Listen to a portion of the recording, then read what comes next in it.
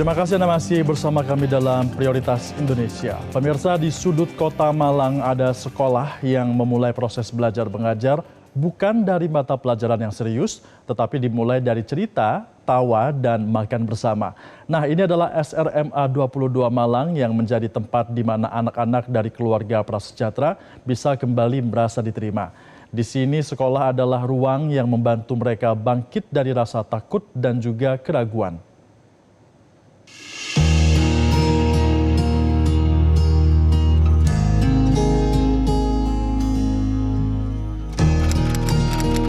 Saya mempunyai kedua orang tua disabilitas netra. Saya dulu kepikiran pengen kerja aja, soalnya bantu orang tua saya karena kasihan juga buat mencari nafkah untuk saya dan adik saya. Kalau waktu putus sekolah tahun 2023 karena ayah saya meninggal, jadi saya putus sekolah itu sama ibu disuruh kerja, saya juga langsung kerja. Kalau nggak salah bulan 5. Saya dikabari untuk sekolah. Saya sekolah lagi. Saatnya jam pertama dimulai. Ya, oke, silakan dicoba selanjutnya. Kebutuhan akan dukungan emosional dan sosial yang lebih intensif saat ini sangat dibutuhkan untuk anak-anak dari keluarga prasejahtera di Kota Malang. Sebenarnya sekolah rakyat itu apa sih? Jadi di dalam sekolah rakyat ini agak berbeda dengan sekolah gratis. Kalau di sekolah gratis mungkin ya sekolah ya sudah biasa aja. Bedanya dengan sekolah negeri, kami lebih hadir, lebih dalam, lebih ada untuk mereka. Jadi anak-anak sekolah rakyat itu biasanya kalau dari desil 1, desil 2 ini bermasalah dengan kasih sayang atau dengan ekonomi keluarga. Banyak dari mereka terpaksa tumbuh dengan pemikiran bahwa sekolah bukan lagi kebutuhan melainkan sebuah kemewahan. Saya berasal dari 4 bersaudara. Ayah saya itu kerjanya di kuli bangunan, sedangkan ibu saya itu kerjanya itu kalau ada yang nyuruh aja. Jadi kalau semisal dihitung-hitung itu gaji ayah saya itu untuk mencukupi kebutuhan rumah itu sudah pas-pasan. Makanya kalau mau lanjut sekolah itu ayah saya masih memikirkan lebih lanjut. Namun di tengah kenyataan itu, program dari Presiden Prabowo Subianto dan Wakil Presiden Gibran Rakabuming Raka ini merupakan sebuah jawaban yang tidak hanya membuka akses pendidikan gratis bagi siswa dari keluarga prasejahtera, tetapi juga membangun sebuah model pembelajaran yang berpihak kepada siswa. Di awal-awal itu sangat kagok bagi mereka karena kaget dengan metode yang sekolah rakyat berikan kepada siswa. Jadi mereka dulunya terbiasa dengan kebebasan, tidak ada pola pikir mungkin ke depannya akan bagaimana. Tapi sampai di sini mereka ditanamkan mulai dari bangun pagi, makan pagi, masuk kelas, harus hadir di kelas, harus hadir di pelajaran, hingga pulang sekolah, mengikuti kegiatan asrama, dan sampai tidur kembali.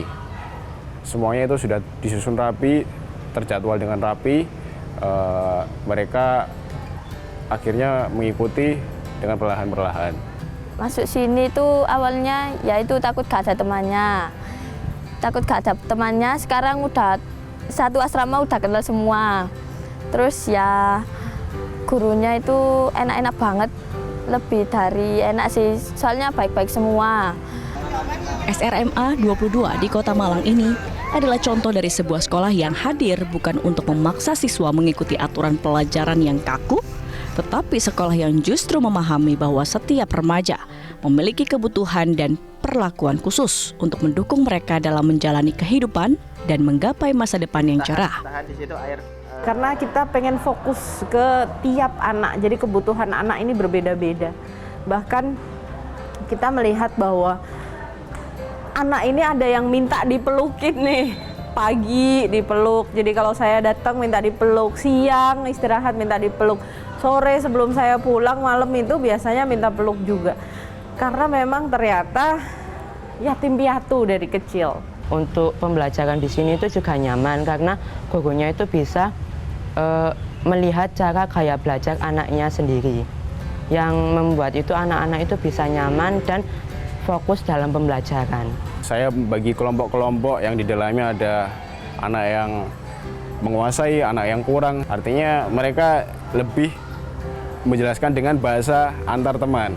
Jadi mungkin mereka lebih menerima dan lebih santai belajar dengan temannya. Tetapi juga saya mengawasin bagaimana cara temannya ini menjelaskan ke temannya yang kurang mampu. Di situ jika ada kekurangan saya tetap membenarkan dan memberi contoh begitu. Melalui kehadiran guru-guru yang penuh empati, metode belajar yang fleksibel, serta lingkungan yang saling menghargai, SRMA 22 berhasil membuktikan bahwa pendidikan tetap memungkinkan meskipun dalam kondisi yang tidak selalu mudah. Setelah lulus dari sekolah ini, saya akan melanjutkan kuliah saya dengan jenjang D3 untuk meraih cita-cita saya yaitu masinis. Cita-cita saya ingin menjadi guru, karena saya ingin membagi ilmu kepada murid-murid saya. Untuk cita-cita saya sendiri itu saya ingin jadi pengusaha sama konten kreator. Di Malang, SRMA 22 bukan sekadar sekolah bagi remaja prasejahtera. Ia adalah tempat yang membuktikan bahwa ketika sistem pendidikan mau menyesuaikan diri dengan kehidupan anak, maka peluang masa depan itu akan selalu terbuka lebar.